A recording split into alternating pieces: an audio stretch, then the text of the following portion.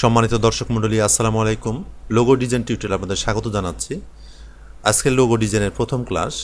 আমি প্রথমতই টুলবার থেকে টাইপ টুলটা সিলেক্ট করছি। সিলেক্ট করার পরে আমি আর্টবোর্ডের উপরে ক্লিক করলাম।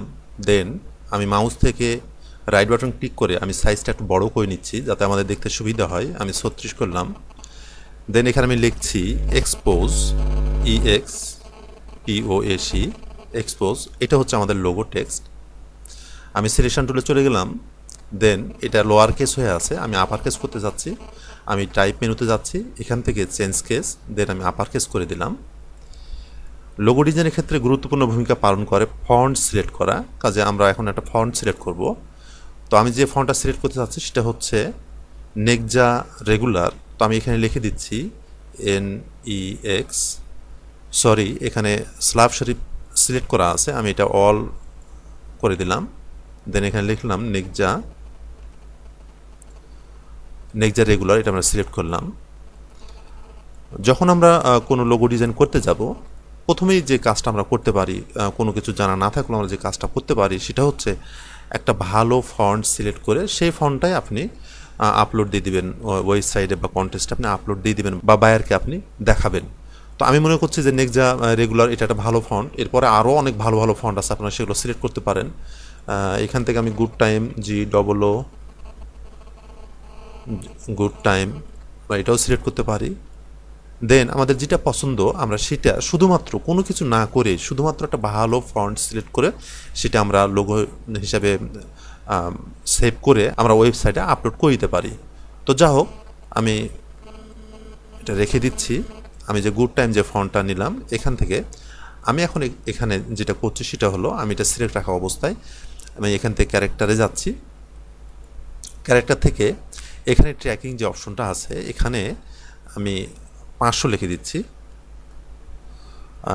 আসলে আমি যেটা চাচ্ছিলাম সেটা হলো লেখাগুলোর মধ্যে একটু গ্যাপ তৈরি করা। তো 500তে আমার মনে হচ্ছে কম হচ্ছে, আমি আরও বেশি বাড়াতে চাচ্ছি। কাজে এখানে আমি এটা ড্রাগ করে আবার এখানে আমি 700 লিখে দিলাম, তাতে এমন হবে। তাহলে আমাদের প্রথম যে ডিজাইনটা হলো লোগো ডিজাইন, এবং সেটা হচ্ছে ওয়ার্ডমার্ক লোগো, সেটা আমরা এভাবেও অ্যাপ্লাই করতে পারি। আমি এটা ক্রিয়েট আউটলাইন করে দিলাম। আবার আমরা এভাবেও অ্যাপ্লাই করতে পারি, স্রেফ এভাবে আমরা অ্যাপ্লাই করতে পারি, আবার এভাবেও করতে পারি। আবার ঠিক এভাবে নিয়ে এসে এটা আমি একটা কপি করলাম। আমরা হালকা যদি কাজ করতে চাই সে কাজগুলো আমরা করতে পারি।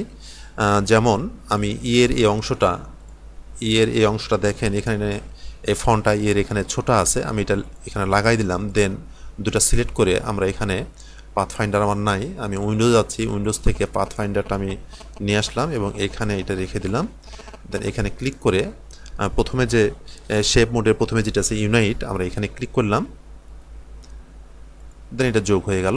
এরপর আমি যেটা করতে চাচ্ছি সেটা হচ্ছে এখান থেকে এই পাথে আমি ক্লিক করলাম। পাথে ক্লিক করার পরে শিফট চেপে ধরে আমি এটা বাম দিকে এভাবে সরাই নিয়ে আসলাম। এখানে গ্যাপ তৈরি হলো। এখন আমরা পাথফাইন্ডার অপশনে যাব, দেন ডিভাইড করে দেব। যেহেতু আমি ডাইরেক্ট সিলেকশন টুলে আছি সেজন্য আমার আনগ্রুপ করা দরকার নাই। তবে এক্ষেত্রে যদি আপনারা সিলেকশন টুলে থাকেন তাহলে অবশ্যই আনগ্রুপ করা লাগবে। তো আমি বাইরে ক্লিক করছি, দেন আমি এটা ডিলিট করে দিলাম। তাহলে হালকা একটু কাজ করলাম আমরা এখানে, এটা আমরা এখানেও দিতে পারি। তো এখান থেকে আমি এটা দিচ্ছি না, এটা কালারটা চেঞ্জ করছি। দেন চেঞ্জ করার পরে আসলে চাচ্ছি আমি এখান থেকে এটা কপি করে নিতে যাচ্ছি। আমি এখান থেকে এটা কপি করছি। আমি যখন কপি করছি তখন অল্টার এবং শিফট চেপে ধরে আসি যাতে সোজা যায়। শিফট চেপে ধরলে সোজা যাবে। আমি এই পর্যন্ত নিয়ে আসলাম। দেন এই লাল কালার এটা আমি এখানে সিলেক্ট করে এটা ডিলিট করে দিলাম। তো এভাবে আমরা যেমন এটা আমরা হুবহু এইটাই দিতে পারি, এরপরে আমরা হালকা একটু কাটাছাটা করেও আমরা দিতে পারি। আবার অনেক সময় ফন্টের গুণেও ডিজাইন ভিন্ন ভিন্ন হয়। আমি এই দুটা সিলেক্ট করছি। আমি ডাইরেক্ট সিলেকশন টুল দিয়ে এটা সিলেক্ট করলাম এবং শিফট চেপে ধরে এটা সিলেক্ট করলাম। দুইটা সিলেক্ট করার পরে আমরা এখানে একটা ভিন্ন কালার দিয়ে দিতে পারি। আর এগুলোতে আমরা যে কালার অ্যাপ্লাই করতে চাই সেটাও আমরা কালার অ্যাপ্লাই করতে পারি। আমি ডাইরেক্ট সিলেকশন টুল দিয়ে সবগুলো সিলেক্ট করলাম। দেন আমি এখান থেকে একটা কালার দিয়ে দিচ্ছি, গ্রে কালার, কিংবা আমি কালারটা এখানে নিয়ে যাচ্ছি। দেন এটা কিছুটা আমি ডার্ক করে দেব।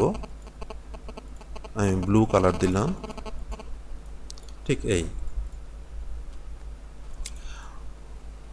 আবার এই ফন্টটা যদি অন্য ধরনের হয় তাহলে আবার আরেক ধরনের ডিজাইন হতে পারে। আমি আমার কাজের সুবিধার্থে একটা টেক্সট আমি রেখে দিচ্ছি এখানে। আর আমাদের ডিজাইন হচ্ছে এগুলো, যে আমরা কত ধরনের ডিজাইন করতে পারি এটা আজকে এক্সপেরিমেন্ট হবে আর কি।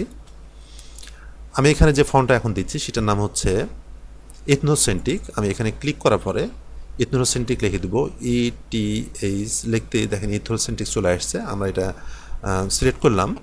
দেন কাজ করার সুবিধার্থে আপনারা জানেন যে আমরা ক্রিয়েট আউটলাইন করে ফেলবো, তাই আমরা রাইট বাটন ক্লিক করে ক্রিয়েট আউটলাইন করে দিলাম। এরপর আমি এটা বড় করে নিচ্ছি কাজের সুবিধার্থে, এবং এটাকে সিলেক্ট করে আমি রাইট বাটন ক্লিক করে আনগ্রুপ করে দিলাম। আমি যেটা করতে চাচ্ছি সেটা হলো আগের মতোই আমরা এখানে কাটতে চাচ্ছি। আপনারা নিশ্চয়ই বুঝতে পারছেন, পাথে আমি ক্লিক করে চেপে ধরলাম, দেন শিফট চেপে ধরে আমি বাম দিকে নিয়ে গেলাম, এটা বের হয়ে গেল। আমরা পাথ ফাইন্ডার অপশনে এসে ডিভাইড করব, দেন বাইরে ক্লিক করে এটা আমি ডিলিট করে দিলাম। এখন আমি যেটা চাচ্ছি যে এক্স যেটা ব্যবহার হয়েছে এখানে, এটা আমি দিতে চাচ্ছি না। আমি আমার মতো করে একটা এক্স তৈরি করতে চাচ্ছি। এজন্য আমি টুলবার থেকে রেক্ট্যাঙ্গেল টুলটা সিলেক্ট করলাম, দেন এই মাপে আমি নিব বাহুটা, এই নিলাম। দেন আমি ডাইরেক্ট সিলেকশন টুলে গেলাম এবং এটা আমি টেনে এই পর্যন্ত নিয়ে আসলাম, এবং এটা এত বড় করতে যাচ্ছি না, আমি একটু ছোটো করে যাচ্ছি।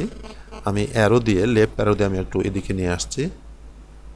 দেন এটা আমাদের দরকার নাই, এটা আমি ডিলিট করে দিলাম। এবং এটা সিলেক্ট করে আমি রাইট বাটন ক্লিক করছি এবং ট্রান্সফর্ম থেকে রিফ্লেক্টে যাচ্ছি। এখানে ভার্টিক্যাল সিলেক্ট থাকবে, দেন আমি কপিতে ক্লিক করলাম, তাহলে এই হলো। এখন আমি যেটা করতে যাচ্ছি সেটা হলো এটাকে সিলেক্ট করে আমি অবজেক্টে যাব, অবজেক্ট থেকে পাথ থেকে অফসেট পাথ, এখানে এসে আমি প্রিভিউ করে নিব এবং এখানে মিটার থাকবে। প্রিভিউ করার পরে আসলে কত দূরত্ব আমি কাটতে চাই সেটা আমি ঠিক করে নেব। আমি এখানে 5 রাখছি, 5 পিটি, দেন ওকে করলাম। এরপর আমি সবগুলো সিলেক্ট করলাম। সিলেক্ট করার পরে আমি টুলবার থেকে শেপ বিল্ডার টুলটা সিলেক্ট করলাম এবং কিবোর্ড থেকে অল্ট কিটা চেপে ধরে আমি এর উপরে ক্লিক করলাম, জাস্ট এখানে ডিলিট হয়ে গেল। এখন আমি ডাইরেক্ট সিলেকশন টুলে গেলাম এবং যে বর্ধিত যে অংশটা আমাদের, এটা আমরা ডিলিট করে দিলাম। এবং এর এই অংশটা আমি শিফট চেপে ধরে দিকে নিয়ে আসছি যাতে বাঁকা না হয়, এবং এই অংশটা এর সাথে আমরা যুক্ত করে দিলাম। দেন এই দুটো সিলেক্ট করে আমরা পাথফাইন্ডার অপশনে এসে ইউনাইট করে দিলাম। তাহলে এখানে এই ডিজাইনটা আমাদের হলো। আর এটাও খণ্ড খণ্ড হয়ে আছে, আমাদের দরকার নাই। এই দুটো আমরা সিলেক্ট করে পাথফাইন্ডার অপশনে এসে ইউনাইট করে দিলাম। এখন আমি যেটা করতে চাচ্ছি সেটা হচ্ছে যে আমি আর একটু আগায় নিতে চাচ্ছি, আর একটু আগায় নিলাম আমি বাম দিকে। দেন এর এই অংশটা আমি এই অংশটা আমি শিফট চেপে ধরে এদিকে টেনে নিয়ে আসলাম এবং এর সঙ্গে ভিড়াই দিলাম, এবং এই দুটা সিলেক্ট করে পাথফাইন্ডার অপশনে এসে আমি ইউনাইট করে দিলাম। আমি একটা ওয়ার্ডের উপরেই এত এক্সপেরিমেন্ট চালাচ্ছি শুধু এই জন্য যে আপনারা এটা দেখেন, কিন্তু আপনাদের যে এতগুলো করতে হবে একটা ওয়ার্ডে, বিষয়টা কিন্তু এমন না। কিন্তু আমি একটা ওয়ার্ডেই অনেক কিছুই আপনাদেরকে দেখাতে যাচ্ছি যে আমরা এতগুলো কাজ করতে পারি। এরপর আমি যেটা করব সেটা হলো কাজের সুবিধাটি আমি সিলেক্ট করলাম, সিলেক্ট করার পর লাল কালার দিলাম এবং এটাকে আমি বাম দিকে নিয়ে আসছি, এবং যখন নিয়ে আসবো তখন যাতে সোজা আসে, উপর নিচ যাতে না হয়। এখানে আমরা যেটা খেয়াল করব সেটা হলো আমাদের এই যে এখানে বের হয়ে আছে পি এর কিছু অংশ এবং ও এর কিছু অংশ এদিকে বের হয়ে আছে, এই ধরনের বের হয়ে থাকতে হবে। যখন এই মতো থাকবে তখন আমরা দুইটা সিলেক্ট করে পাথফাইন্ডার অপশনে এসে ডিভাইড করে দিলাম। দেন এই যে বাড়তি অংশ এটা আমরা ফেলে দিতে পারি, ডিলিট করে দিতে পারি। আমি সিলেক্ট করে ব্যাক স্পেস চাপ দিচ্ছি, ডিলিট হয়ে যাচ্ছে। আপনারা যদি ডাইরেক্ট সিলেকশন টুল দিয়ে কিছু অংশ সিলেক্ট করেন তাহলে অবশ্যই 2বার ব্যাক স্পেস চাপ দিবেন, নাহলে ডিলিট হবে না। এইভাবে এরপরে আমি এটা সিলেক্ট করছি, সিলেক্ট করার পরে আমি অবজেক্টে যাচ্ছি, অবজেক্ট থেকে পাথ থেকে অফসেট পাথ। যেহেতু এখানে আমি গ্যাপ তৈরি করেছি 5 পিটি, কাজে এখানে যতগুলো গ্যাপ আমি তৈরি করব 5 পিটি গ্যাপ তৈরি করব। আমি এখানে প্রিভিউ না করলেও হতো, আমি ওকে করে দিতে পারতাম। দেন এটা কাজের সুবিধার্থে বা বোঝার জন্য আমরা ভিন্ন কালার দিতে পারি। সবগুলো সিলেক্ট করলাম। সিলেক্ট করার পরে আমি টুলবার থেকে শেপ বিল্ডার টুলটা নিলাম, দেন কিবোর্ড থেকে অল্ট চেপে ধরে আমি এখানে ক্লিক করলাম এবং এখানে ক্লিক করলাম। এরপর আমি ডাইরেক্ট সিলেকশন টুল আবার চলে গেলাম, বাইরে ক্লিক করে আমি এই অংশগুলো ডিলিট করে দেব। দেন আমি সবগুলো সিলেক্ট করে সরি, এখানে যখন আমরা ডিভাইড করেছি, আপনারা জানেন ঘিরা কোনো শেপ ডিভাইড করলে সেখানে একটা ময়লা তৈরি হয়। দেখেন এই যে ঠিক এইখানে আমরা এটা খুব সহজে দূর করতে পারি। এখানে একটা কালার দিয়ে দিলাম, দেখেন আমরা এটা ডিলিট করে দেব। দেন আমরা সবগুলো সিলেক্ট করে ইউনাইট করে দিলাম। এরপরে দেখেন এখানে কিছু কোণ হয়ে আছে। আপনারা চাইলে এই কোণের উপর ক্লিক করে এটা রাউন্ডেড করে দিতে পারেন এইভাবে। যদি চান যে এত কর্নার দেখবেন না, তাহলে এতটুকু রাউন্ডেড করতে পারেন। আর এখানে দেখেন একটু সমস্যা মনে হচ্ছে, এগুলো আপনারা ডিলিট করে দিবেন। আমি সিলেক্ট করছি, ডাইরেক্ট সিলেকশন দিয়ে সিলেক্ট করার পরে, সরি, বরঞ্চ এটা আমরা ইউনাইট করে দিব। সিলেক্ট করার পরে আমরা পাথফাইন্ডার অপশনে এসে ইউনাইট করে দিলাম। আর এখানে এটা আমি ডিলিট করে দিচ্ছি। এখন ঠিক আছে। এরপর আমাদের যা করণীয় সেটা হচ্ছে আমরা এস এবং ই এই দুটো আমরা বাম দিকে নিয়ে চলে আসছি, ঠিক এই পরিমাণ রাখলাম। এরপরে এসের এই নিচের বাহুটা আমি ডাইরেক্ট সিলেকশন টুল দিয়ে এটা বাড়াই নিচ্ছি। আমি পাথে ক্লিক করলাম এবং শিফট চেপে ধরে আমি বাম দিকে নিয়ে আসলাম এবং এটা আমি একটা ভিন্ন কালার দিচ্ছি, লাল কালার দিলাম। দেন এটাকে সিলেক্ট করে আমি পাথফাইন্ডার অপশনে যাচ্ছি, সরি অবজেক্টে যাচ্ছি, অবজেক্ট থেকে পাথ এবং অফসেট পাথে যাচ্ছি এবং এখানে আমি 5 পিটি ব্যবহার করব। আগেই বললাম যে আমরা 5 পিটি যেহেতু গ্যাপ এর আগে করেছি, প্রত্যেকটাতে 5 পিটি গ্যাপ করব। আমি শেপ বিল্ডার টুলটা সিলেক্ট করলাম, দেন কিবোর্ড থেকে অল্ট চেপে ধরে এখানে ক্লিক করছি। এটা গ্যাপ তৈরি হয়ে গেল, আমি এটা ডিলিট করে দিলাম। কন্ট্রোল 2 করে লক করলাম, এখানে একটা শেপ আছে, এটা আমরা ডিলিট করে দিলাম। এরপরে কন্ট্রোল অল্টার 2 করে আমরা এটা আনলক করে নিলাম। আর এখানেও আমি এর এই অংশটা ছুটাই দিতে যাচ্ছি। এটা আমি এখানে ক্লিক করে শিফট চেপে ধরে বাম দিকে নিয়ে আসলাম, ডিভাইড করলাম এবং এটা ডিলিট করে দিলাম এবং এসের এই বাহুটা আমি এর এই বাহুর সঙ্গে মিশাই দিলাম। দেন দুটো সিলেক্ট করে আমি পাথফাইন্ডার অপশনে এসে ইউনাইট করে দিলাম।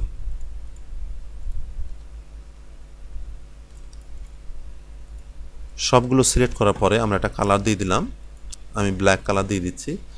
আর কিছু কিছু জায়গায় আমরা ভিন্ন কালার ব্যবহার করতে পারি, যেমন এখানে এখানে এখানে ভিন্ন কালার দিয়ে দিচ্ছি, আমি রেড দিয়ে দিলাম। সবগুলো সিলেক্ট করে আমি কিবোর্ড থেকে কন্ট্রোল জি প্রেস করছি, তাতে আমাদের এটা গ্রুপ হয়ে গেল। তাহলে একটা ওয়ার্ড নিয়ে যখন আমরা কাজ করব, লোগো বানাবো, তখন এইভাবেও আমরা দিতে পারি। তবে বিষয় হচ্ছে যে এই লোগোর উপরে, এই ওয়ার্ডের উপর অনেক কাজ করা হয়েছে। প্রতিটা ওয়ার্ডে যে এত বেশি কাজ করব এমন না। লোগো সবসময় চিন্তা ভাবনা রাখতে হবে আমাদের সিম্পল রাখা। কাজে আমি শুধুমাত্র আপনাদের দেখানোর জন্য যে কত ধরনের কাজ আমরা করতে পারি সেটা দেখানোর জন্য আমি এটা করলাম।